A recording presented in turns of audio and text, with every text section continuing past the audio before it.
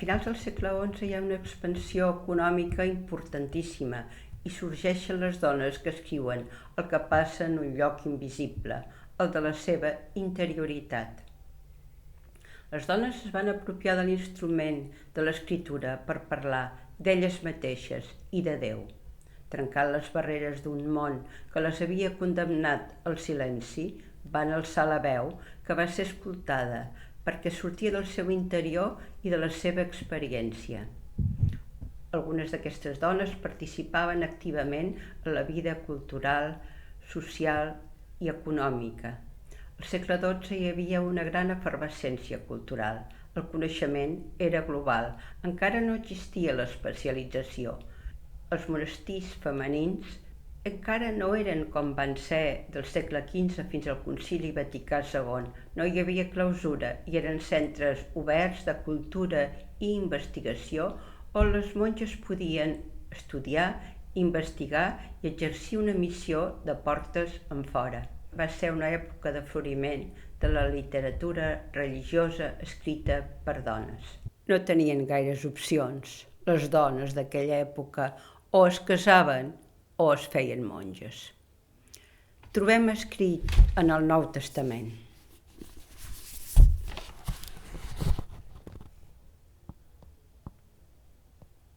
a l'hora de la instrucció, les dones casades s'han de mantenir en silenci i submises als marits.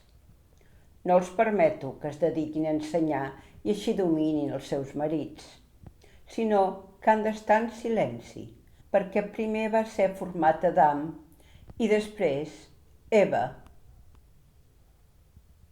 Avui, però, només us parlarem de Clara d'Assís, fundadora de l'Ordre de les Clarisses. La seva regla és l'única provada de la història que és per a dones i va ser escrita per una dona.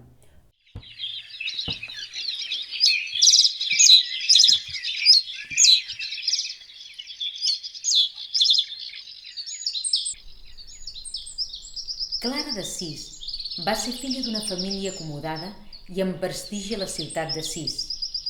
Santa Clara tenia afany i curiositat per aprendre i posseïa ja de ben petita un fort sentiment religiós.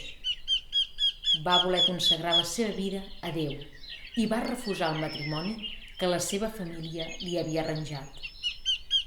La nit del 28 de març de 1011, Clara va fugir de la casa dels pares, anar al lloc on hi havia Francesc d'Assís i els seus primers seguidors i demanar per fer-se penitent com ells. Francesc li tallà els cabells, la vestí amb una túnica i la va fer entrar al monestir a 4 quilòmetres d'Assís. Després ingressà a un altre monestir benedictí, on més tard s'hi reuniria la seva germana Agnès. Clara s'instal·là en un petit edifici annex a l'església de Sant Damiano, a Assís, que havia estat restaurada per Francesc. Altres dones s'hi aplegaren, entre elles la seva altra germana Beatriu i la seva mare Hortelana, fins a arribar a una comunitat de 50 dones. Allí transcorregué la resta de la seva vida, 42 anys, dels quals 29 va passar-los malalta. Seguint l'exemple de Francesc, va voler formar una comunitat de monges pobres, dedicades a la pregària i al servei als altres.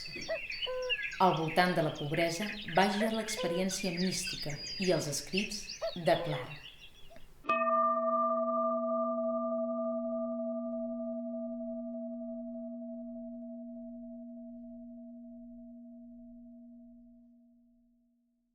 Victòria Sirlot ens diu a la mirada interior: dones que escriuen i ensenyen, dones que contradiuen sentiments molt arrelats i pensen, escriuen i senten d'una manera molt diferent dels pensaments establerts per la civilització arcaica.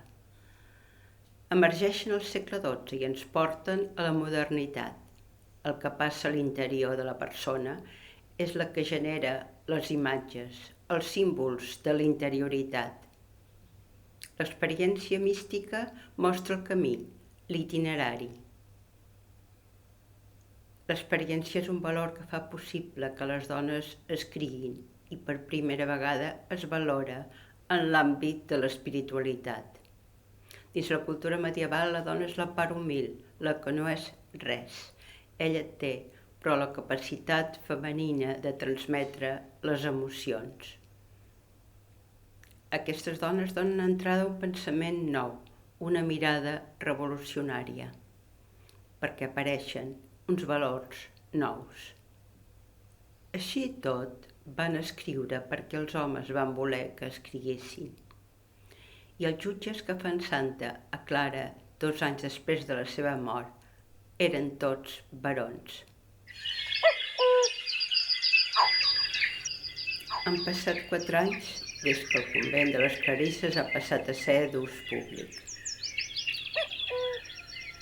Fa 2 anys que vivim amb la pandèmia i 3 mesos de guerra a Europa. Estem en una profunda crisi. Carl Gustav Jung diu que l'individu necessita tant els processos greus de crisis patològiques com en els de realització de personalitat, tancar el cercle o mandala que acullin el seu interior al centre, protegit i delimitat per successius quadrats i cercles, projecció plàstica d'una realitat interior.